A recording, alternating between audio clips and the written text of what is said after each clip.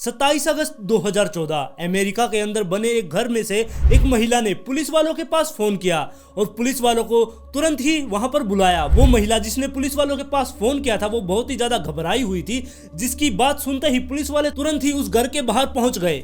जब वो उस घर के अंदर एंटर हुए और उस घर का जो माहौल पुलिस वालों ने देखा, वो देखकर पुलिस वाले एकदम से दहल गए थे। और वो जितने भी पुलिस वाले जब उस घर के अंदर गए थे वो सब के सब वहां पर उल्टियां करना शुरू कर देते हैं। ऐसा उस घर के अंदर क्या था जिसे देखकर पुलिस वाले दहल गए थे। तो आइए जानते हैं इस केस को पूरी तरह से। नमस्कार दोस्तों, मैं हूं अंकित और आज मैं फिर से हाजिर हूं आप सब लोगों के लिए एक और क्राइम स्टोरी लेकर। अगर आप इस चैनल पर नए हैं तो चैनल को सब्सक्राइब कर ले, वीडियो पसंद आए तो लाइक एंड शेयर जरूर करें। तो चलिए चलते हैं आज के एक और इंटरेस्टिंग एपिसोड पर।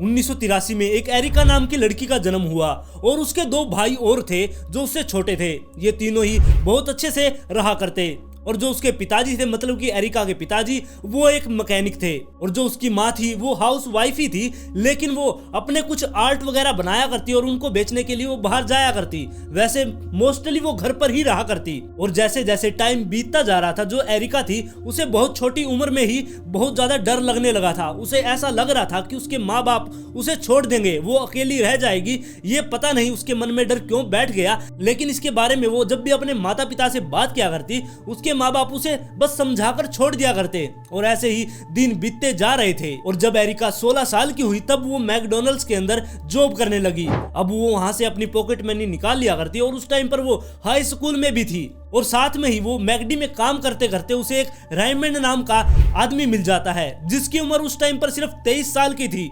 वैसे तो वो उम्र में उससे ज्यादा बड़ा नहीं था, लेकिन यहाँ पर एरिका अभी नाबालिग थी। लेकिन फिर भी ये दोनों आपस में प्यार कर बैठे और एक दूसरे के साथ ये रिलेशनशिप में आ जाते हैं। ना सिर्फ ये रिलेशनशिप में आते हैं बल्कि ये दोनों फिजिकल भी हो जाते हैं। और फिजिकल होने की वजह से बहुत जल्द ही एरिका प्रेग्नेंट भी हो गई, लेकिन इसके बारे में उसने अपने घर पर किसी को भी नहीं बताया कि वो प्रेग्नेंट है। और उसने सिर्फ अपने बॉयफ्रेंड रायमंड को ही इसके बारे में बता रखा था और घर वालों से तो उसने ये बात छुपा रखी थी। लेकिन एक दिन उसने स्कूल में अपनी फ्रेंड से इस बात को शेयर कर दिया और जब उसकी फ्रेंड घर पर आई, उसने आकर उसकी माँ को ये सब कुछ बता दिया। जिसके बाद उसकी माँ ने उससे इस बारे में पूछा भी और पूछने के बाद एरिका ने सब कुछ सच सच बता दिया। जिसके बाद जो उसके माता पिता थे वो उसको डांटते नहीं है बल्कि उसका सपोर्ट करते हैं। और अब एरिका के माता पिता उसको घर के अंदर ही रखने लगे थे। और जैसे जैसे टाइम बीतता जा रहा था, उसका पेट जैसे बड़ा हो रहा था, वैसे वैसे उसके माँ बाप उसे घर के अंदर रखने लगे। वो उसको स्कूल भी नहीं जाने दिया करते और वो ढीले ढाले कपड़े पहनकर ही घर में रहा करती। और धीरे धीरे टाइम ऐसे ही बीतता गया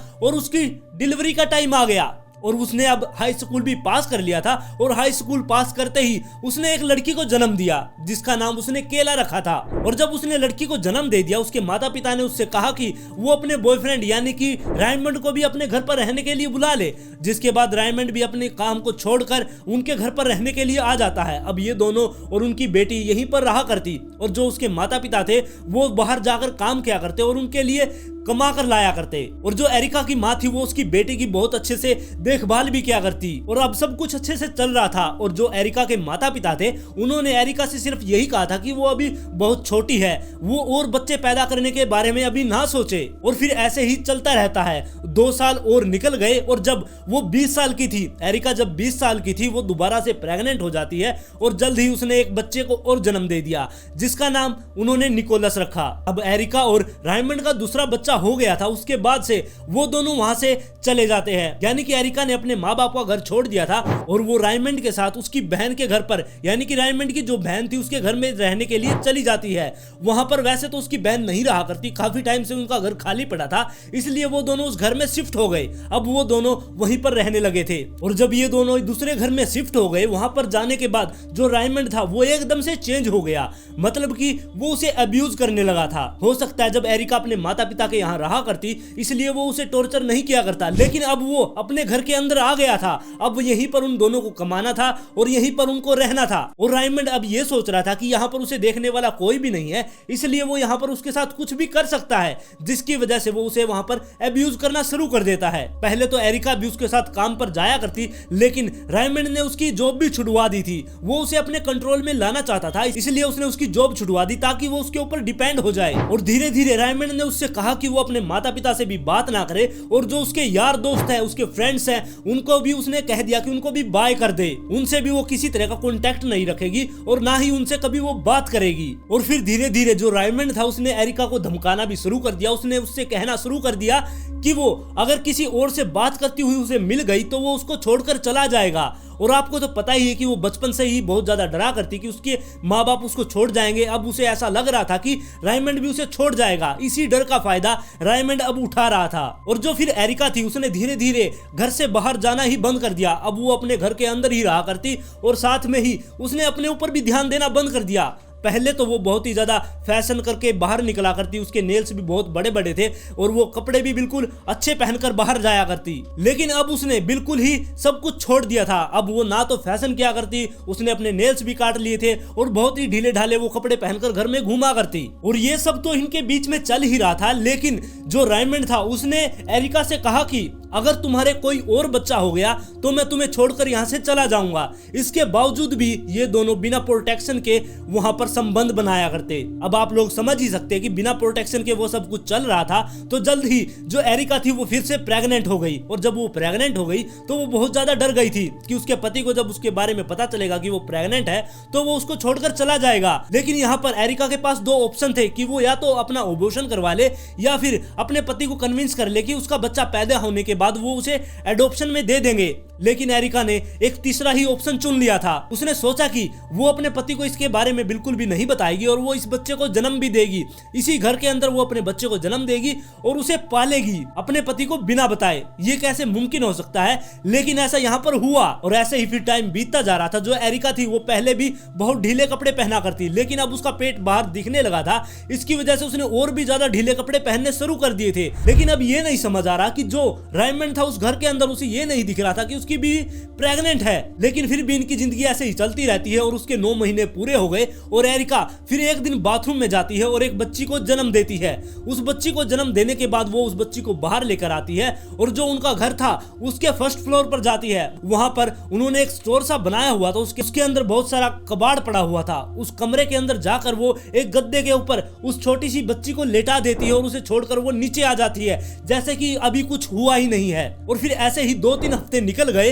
लेकिन अब आप लोग ये सोच रहे होंगे कि उस घर में ऊपर के फ्लोर पर अगर कोई बच्ची है 3-4 हफ्ते की, वो रोती भी होगी, उसे खाने की भी जरूरत होगी। लेकिन जो एरिका थी उसका पति जब उससे पूछा करता, उनको आवाज ऊपर से आया करती कि ऊपर कोई बच्चा रो रहा है। जब वो उससे पूछा करते कि ऊपर से शायद किसी बच्चे के रोने की आवाज आ रही है, तब एरिका उनसे कहा करती कि जो अपने पड़ोस में एक लेडीज है उसकी फ्रेंड है, वो उसका बच्चा वो लेकर आई है। इसके बारे में रायमंड ने भी ज्यादा कुछ उससे पूछा नहीं। और फिर 2 साल और ऐसे ही बीत जाते हैं। लेकिन अभी भी ये बिना प्रोटेक्शन के ही संबंध बना रहे थे, जिसकी वजह से एरिका दोबारा से प्रेग्नेंट हो गई थी। और अब फिर जो एरिका प्रेग्नेंट हुई थी वो दोबारा से ढीले ढाले कपड़े उसने पहनने शुरू कर दिए और इसके बारे में भी उसने अपने पति से छुपाया।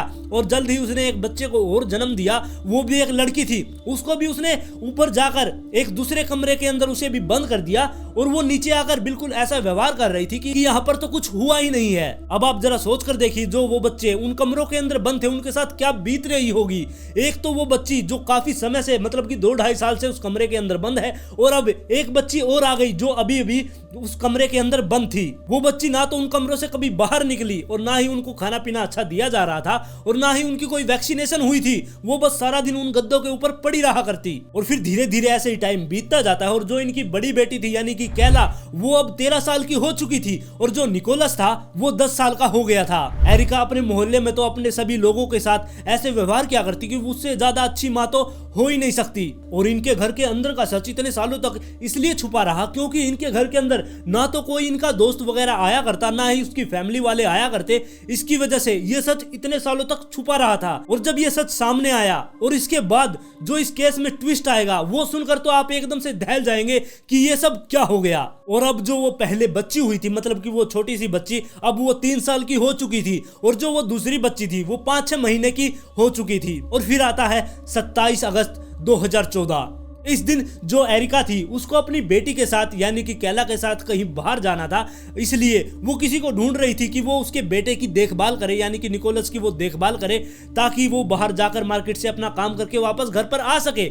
जिसके लिए वो अपनी एक फ्रेंड थी जो उनके पास में ही रहा करती, जिसका नाम बेट्सी ब्राउन था, वो उसके पास जाती है और उससे कहती है कि मुझे मार्केट में कुछ काम है, मैं अपनी बेटी के साथ मार्केट में जा रही हूँ, तब तक तुम मेरे बेटे का ख्याल रखना। वो उसके बेटे को उसके पास छोड़कर वहां से चली जाती है। और जो निकोलस था वो बेट्सी ब्राउन के बेटे के साथ वहां पर बाहर खेलने लगा, क्योंकि वो बहुत अच्छे दोस्त थे। वैसे तो जो निकोलस था वो बेट्सी ब्राउन के घर पर आया जाया करता और वहीं पर काफी बार खेला करता, उनके घर पर खाना भी खाया करता, लेकिन जो बेट्सी ब्राउन का बेटा था वो कभी भी एरिका और के घर पर कभी नहीं गया था। अब ये दोनों बच्चे यहाँ पर इकट्ठा हो गए और ये बाहर ही वहां पर जो पार्क बना हुआ था उसके अंदर खेलने लगे। और तब जो बेट्सी ब्राउन थी उसे बाहर कुछ काम था, इसलिए वो उन दोनों बच्चों को वहीं पर छोड़कर अपना काम करने के लिए एक स्टोर में चली गई। और जैसे ही बेट्सी ब्राउन उस स्टोर में पहुंची तभी उसके पास उसके बच्चे का फोन आया और उस बच्चे ने हड़बड़ाती हुई आवाज में अपनी माँ से कहा कि ये बेबीज चुप ही नहीं हो रहे। जिसके बाद उसकी माँ ने उससे पूछा भी कि कौन से बच्चे चुप नहीं हो रहे, लेकिन वो कुछ नहीं बता पाया और फोन कट गया।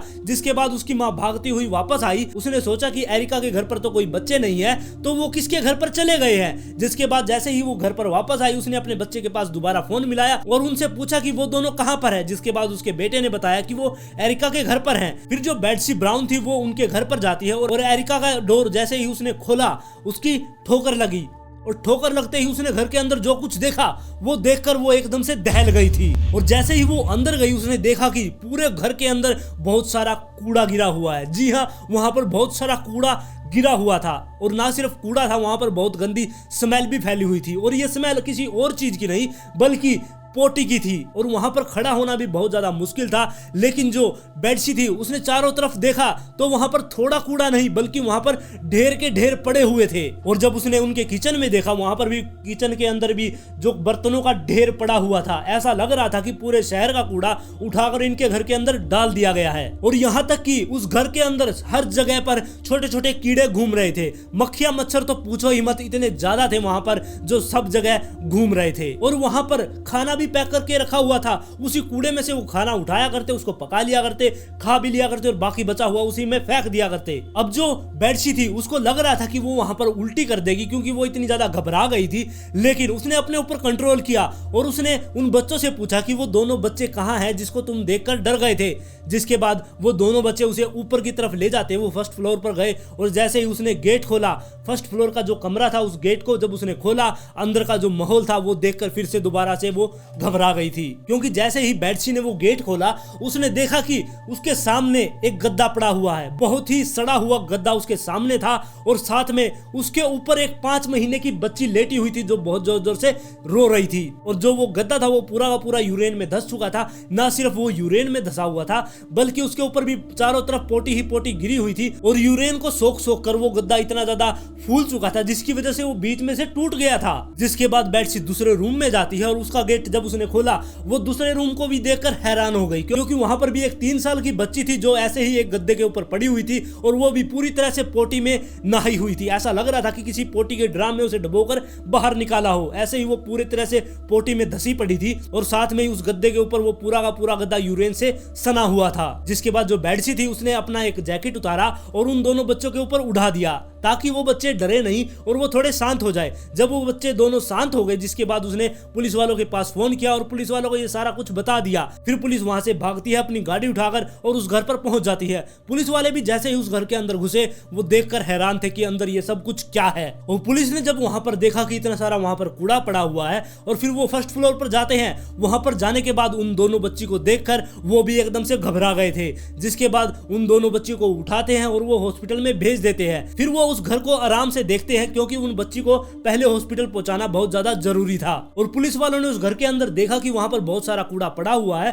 कूड़ा तो वहां पर पड़ा ही था, साथ में वहां पर खाना भी पड़ा हुआ था और वहां पर बहुत सारी साइकिलों का भी ढेर पड़ा हुआ था और साथ में ही वहां पर बहुत सारे बिजली के वायर थे जो ऐसे ही खुले पड़े हुए थे जो कि बहुत ज्यादा खतरनाक हो सकते थे। और उन दोनों बच्चों के अलावा भी इस घर के अंदर वो 2 बच्चे भी रहा करते, यानी कि निकोलस और कैला। ये दोनों बच्चे यहाँ पर कैसे रहा करते? और जैसा कि मैंने आप लोगों को बताया कि ऊपर जो फ्लोर था उनका वो तो बिल्कुल बुरा हाल था उसका, उस पूरे कमरे के अंदर पोटी पोटी फैली हुई थी और साथ में दीवार के चारों तरफ भी पोटी ही लगी हुई थी। और वहां पर पुलिस वालों ने देखा कि एक डायपर का पूरा ढेर वहां पर लगा हुआ है, कई फीट ऊंचा वहां पर डायपर का ढेर लगा हुआ था। और साथ में ही पुलिस वाले वहां पर बेसमेंट में जाते हैं, तब उन्हें वहां पर ड्रग्स के पेड़ मिले जिससे जो रेमंड था वो ड्रग्स उगाया करता। और किचन में बहुत सारे बर्तन पड़े हुए थे, ऐसा लग रहा था कि उन बर्तनों को काफी समय से नहीं धोया गया है और जब भी उनको जरूरत पड़ा करती वो एक दो प्लेट धोकर काम चला लिया करते। और साथ में ही वहां पर कपड़ों का भी एक बहुत सारा ढेर था जो कि मैले कपड़ों का था। और पुलिस वालों को वहां से रेंगने वाले कीड़े मिले, मक्खी मच्छर तो वहां पर थे ही और साथ में वहां पर बहुत सारे चूहे भी थे। पुलिस वाले जब वो 5 महीने की बच्ची जिस कमरे में थी उस कमरे की जब पुलिस वालों ने अच्छी से तलाशी ली, तब पुलिस वालों ने देखा कि उस कमरे के अंदर एक कुत्ते की भी लाश पड़ी हुई थी। जब वो कुत्ता मर गया, एरिका ने उस कुत्ते को बाहर फेंकना जरूरी नहीं समझा, उसने उस कुत्ते को भी उठाकर उस 5 महीने वाली बच्ची के कमरे में जाकर फेंक दिया और वो कुत्ता वहीं पर सड़ता रहा। और इसके बाद जब पुलिस वाले बेसमेंट में गए, वहां पर पुलिस वालों को एक पिंजरा मिला जिसके अंदर एक कुत्ता बंद था। वो उस कुत्ते की हालत बहुत ही ज्यादा बुरी थी, उसकी आंखें धंस गई थी और उसे ऐसा लग रहा था कि काफी टाइम से खाना नहीं दिया गया है और ना ही उसकी देखभाल हुई है। वो भी पूरी तरह से पोटी में सना हुआ था और साथ में ही उसके शरीर के ऊपर बहुत सारे कीड़े चल रहे थे। और फिर शाम के 4 बज जाते हैं, जिसके बाद जो एरिका थी वो अपनी बेटी केला के साथ वापस घर में आ जाती है। घर में आने के बाद उसने पुलिस वालों को देखा और पुलिस वालों को देखकर उसने कुछ भी नहीं बोला, वो बस उनको देखे जा रही थी। और फिर पुलिस वालों ने उससे पूछा कि तुम्हारे घर के अंदर 2 छोटे छोटे बच्चे मिले हैं और वो है कौन? जिसके बाद एरिका ने बताया कि वो मेरे ही बच्चे हैं, मैंने ही उनको जन्म दिया है, लेकिन जो रेमंड है उसका पति, उसको इसके बारे में नहीं पता है, मैंने उससे छुपाकर इन बच्चों को पाला है। और पुलिस वाले जब उससे बात ही कर रहे थे कि तभी चाइल्ड प्रोटेक्ट सर्विस वहां पर पहुंच जाती है और वो उसके 4 बच्चों को अपने साथ ले जाती है, यानी कि जो उसके 2 बच्चे और थे कैला और निकोलस, उनको भी वो अपने साथ ले जाते हैं और जो पहले 2 बच्चे थे ही उनको भी वो अपने साथ ले लेते हैं। मतलब कि जब वो दोनों बच्चे ठीक हो जाएंगे उसके बाद वो दोनों को भी ले जाएंगे। और फिर पुलिस वाले इसे उठाकर पुलिस स्टेशन में ले जाते हैं और वहां पर जाकर इससे दोबारा से पूछताछ की जाती है, लेकिन फिर भी ये दोबारा से वही जवाब देती है कि जो रेमंड है उसको इसके बारे में नहीं पता, ये बच्चे मेरे ही है। और साथ में ही एरिका ने बताया कि जो ये बच्चे हैं हमारे घर से बाहर नहीं निकले, ये सिर्फ उन कमरे के अंदर ही बंद रहे हैं, ना सिर्फ उन कमरों के अंदर बंद रहे हैं बल्कि उन गद्दों के ऊपर ही ये पड़े रहा करते। और जब पुलिस वालों ने उससे नाम पूछा कि इन दोनों बच्चों के नाम क्या है, तब एरिका ने बताया कि मैंने इन दोनों के कुछ नाम रखा ही नहीं है, जिसे सुनकर पुलिस वाले और भी ज्यादा चकरा गए थे। और फिर एरिका से पूछताछ करने के बाद वो पुलिस वाले हॉस्पिटल में जाते हैं उन दोनों बच्चियों का हालचाल पूछने के लिए। वहां पर जाकर पुलिस वालों को पता चला कि ये दोनों बच्ची काफी टाइम से वहां पर रही है। जो वो 5 महीने की बच्ची थी वो पीछे से बिल्कुल प्लेन हो गई थी, मतलब कि उसका सिर बिल्कुल प्लेन था, क्योंकि वो 5 महीने से उस गद्दे के ऊपर ही पड़ी हुई थी, उसको कोई उठाने वाला नहीं था। और जो वो 3 साल की बच्ची थी वो बहुत ज्यादा डरी हुई थी, क्योंकि उसने बाहर के लोग कभी देखे ही नहीं थे, ना ही उसे बोलना आया करता और ना ही उन्हें कुछ खाने के लिए वहां पर दिया जा रहा था, जिसकी वजह से बहुत ज्यादा कमजोर भी थी। और जब उन दोनों बच्चियों को बचाया गया था उस टाइम पर उन दोनों बच्चियों ने डायपर पहने हुए थे और उन डायपरों को देखकर ऐसा लग रहा था कि काफी टाइम से इनके डायपर नहीं बदले गए हैं, जिसकी वजह से उनके छाले हो गए थे। जहां पर उन्होंने डायपर पहने थे वहां पर बहुत बड़े बड़े छाले हो गए थे और वहां पर जख्म बन गए थे। और साथ में उन दोनों बच्चियों के ऊपर बहुत सारे कीड़े रेंग रहे थे। जी हाँ, उन बच्चियों के शरीर पर कीड़े चल रहे थे और ना सिर्फ उनके शरीर पर बल्कि उनके कानों के अंदर भी बहुत सारे कीड़े घुस गए थे, जो कि डॉक्टरों ने पकड़ पकड़ कर बाहर निकाले थे। लेकिन अच्छी बात यह थी कि ये दोनों की दोनों बच्ची अब खतरे से बाहर थी। और फिर उन दोनों बच्चों को भी बुलाया गया, यानी कि निकोलस और उस कैला को, इनको भी बुलाकर पुलिस स्टेशन में इनसे भी पूछताछ की गई। और तब इन दोनों बच्चों ने बताया कि जो इनकी माँ थी वो इनको बहुत ज्यादा टॉर्चर किया करती और इनको बंद रखकर वहां पर रखा करती, यानी कि वो दोनों भी उस घर से बहुत ज्यादा परेशान थे। और साथ में उन्होंने ये भी बताया कि जब वो रात को सोया करते उन्हें ऐसा लगा करता कि शायद हो सकता है कि ऊपर कोई बच्चा है और वो दीवार में सिर मार रहा है। हो सकता है कि वो 3 साल की जो बच्ची थी वो अपना सिर दीवार में मारा करती और उसी की आवाज इन बच्चों को सुनाई दिया करती। और जब ये दोनों बच्चे अपनी माँ से पूछा करते कि ऊपर से हमें आवाज आ रही किसी के बच्चे के रोने की, तब उसकी माँ बताया करती कि मेरी एक फ्रेंड है मिशेल नाम की, उसके बच्चे को मैं यहाँ पर घर पर लाई हुई हूँ ताकि मैं उसकी देखभाल कर सकूं। और जो एरिका थी इसने एक फेसबुक पर एक फेक आईडी भी बनाई हुई थी मिशेल नाम से, और उसके अंदर इसने एक फेक फोटो भी लगाई हुई थी ताकि ये दिखा सके कि मैं झूठ नहीं बोल रही, मेरी ये फ्रेंड है और मैं इसका बच्चा यहाँ पर लेकर आई हूँ। और इसके बाद पुलिस वालों ने रेमंड को भी पुलिस स्टेशन में बुलाया और उससे पूछताछ की गई। तब रेमंड ने बताया कि ये दोनों बच्चे उसके नहीं है और मुझे नहीं पता कि हमारे घर में क्या चल रहा है। जिसके बाद पुलिस वालों ने उससे कहा कि ये बच्चे तुम्हारे ही हैं और उसका डीएनए टेस्ट भी करवाया गया, लेकिन जो रेमंड था वो मानने को तैयार ही नहीं था कि ये दोनों बच्चे उसके हैं। लेकिन इतना सब कुछ होने के बाद भी इन दोनों मियां बीवी को गिरफ्तार नहीं किया गया था। ये दोनों अपने घर में रहा करते और बहुत ही मजे से ये अपने घर के अंदर रह रहे थे। और जो कुछ इस केस में आगे हुआ वो सुनकर तो आप दहल जाएंगे, क्योंकि जो आगे ट्विस्ट आने वाला है वो सुनकर आप बिल्कुल सोच भी नहीं पाएंगे कि इस घर के अंदर ये सब भी हुआ था। और फिर 2-3 हफ्ते बीतने के बाद पुलिस वाले दोबारा से उसके एरिका के घर पर जाते हैं और उस घर की छानबीन करना वो शुरू करते हैं। उनका मानना था कि शायद हो सकता है कि वहां पर उन्हें कुछ और सामान भी मिल जाए। वो ऐसे ही वहां पर उनके घर के अंदर नहीं घुसे, उन्होंने सेफ्टी सूट पहने हुए थे ताकि जो उनके घर के अंदर गंदगी फैली हुई है, वहां पर जो कीड़े मकोड़े चल रहे हैं, जो मक्खी मच्छर हैं, उनसे उनको इन्फेक्शन ना हो। जिसके बाद वो उस घर के अंदर जाते हैं और उस घर के अंदर जो कूड़ा था उसको वो छाट कर बहुत सारी वो पन्नियां लेकर आए थे, प्लास्टिक के बैग्स, उनके अंदर भरने लग गए। और जब उन्होंने वो कूड़ा उस बैग के अंदर डाल लिया, उसके बाद वो जो उनकी बेटी थी यानी कि कैला के रूम में पहुंचे और वहां पर जाने के बाद उन्होंने देखा कि उसका रूम भी ऐसे ही खराब हुआ था, उसके अंदर भी बहुत सारा कूड़ा पड़ा था, लेकिन जो बाहर कूड़ा था उससे बहुत ज्यादा कम वहां पर कूड़ा था। और उस कमरे के अंदर जब पुलिस वाले छानबीन कर रहे थे तब वो कैला की जो अलमारी थी उसके पास पहुंचे और उस अलमारी को जब उन्होंने खोला और उसके अंदर जो गत्ते के 2 कार्टन थे, उन कार्टन के बॉक्स को जब पुलिस वालों ने बाहर निकाला और उसको जब खोल कर देखा, जब उसके अंदर जो पुलिस वालों ने देखा वो देखकर वो पुलिस वालों का दिल दहल गया था, क्योंकि उसके अंदर एक छोटे से बच्चे की डेड बॉडी थी। जी हाँ, डेड बॉडी। और वो ऐसी वैसी डेड बॉडी नहीं, उस बच्चे ने कपड़े पहने हुए थे, उसके डायपर भी लगा हुआ था, लेकिन वो बच्चा कंकाल बन चुका था। जी हाँ, उस बच्चे का कंकाल वहां पर था और उसने कपड़े भी पहने हुए थे और उसने डायपर भी लगाया हुआ था, जिसे देखकर पुलिस वाले एकदम से डर गए थे। जिसके बाद पुलिस वाले ने दूसरा बॉक्स उठाया और उसके अंदर भी पुलिस वालों को यही सब मिला। उसके अंदर भी एक बच्चा था जिसने डायपर लगाया हुआ था और उसके अंदर भी उसका कंकाल ही था। और इसके बाद पुलिस वाले निकोलस के रूम में जाते हैं और वहां पर जो कूड़ा पड़ा था उसको छांटते हैं। जिसके बाद उसकी अलमारी को खोला जाता है और जब निकोलस की उस अलमारी को खोला गया, उस अलमारी के अंदर एक बैग पैक मिला। उस बैग को जब पुलिस वालों ने खोला तब उसके अंदर एक नवजात बच्चे की लाश थी और ये बच्चा उन दोनों बच्चों से अलग था, क्योंकि इसकी अम्बिकल कोड अभी तक इस बच्चे से जुड़ी हुई थी, यानी कि ये समय से पहले ही पैदा हो गया था और ये मरा हुआ ही पैदा हुआ था। जिसके बाद जो एरिका थी इसने इस बैग के अंदर इसे डाला होगा और जो निकोलस था उसके रूम में आकर इसकी अलमारी में इसको रखकर वो भूल गई हो गई। अब पुलिस वालों को ये भी पता चल गया था कि एरिका ने 3 बच्चों को और जन्म दिया था बाथरूम में जाकर